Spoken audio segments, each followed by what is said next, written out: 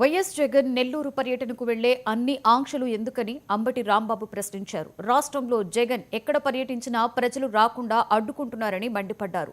జగన్ పరామర్శకు వెళ్తే ఎందుకు భయపడుతున్నారని, జగన్ కి ప్రజల్లో వస్తున్న ఆదరణ చూసి ఓర్వలేకపోతున్నారని వ్యాఖ్యానించారు.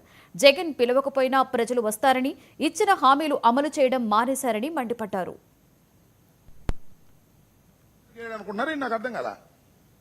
ఏమిటా వ్యవహారం, ఏమిటా బందోబస్తు, ఏమిటా ముళ్ళ కంచెలు చుట్టూరా వేశారండి. జైలు చుట్టూరా పెద్ద పెద్ద ముళ్ళ కంచెలు రోడ్లతో వేశారంట. మీకేం పోయే కాలం వచ్చింది? నవ్వు వచ్చింది నాకు నిజంగా.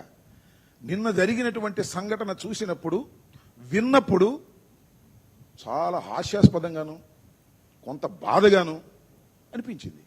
ఏంది నాకు అర్థం కాల. జగన్మోహన్ రెడ్డి గారు, మాజీ ముఖ్యమంత్రి గారు, తమ పార్టీకి చెందినటువంటి ఇద్దరు నాయకులకు కష్టాల్లో ఉన్నప్పుడు, కష్టం అనుకున్నప్పుడు వెళ్లి పరామర్శించి రావడానికి వెళితే ఎంత హంగామా చేశారయ్యా మీరు, నాకు అర్థం కాలేదు.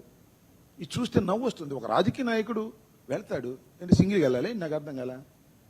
మేమున్న మఠాన్ని నడుపుతున్నావా? ఏపీలో అరాచక పాలన సాగుతుంది అన్నారు.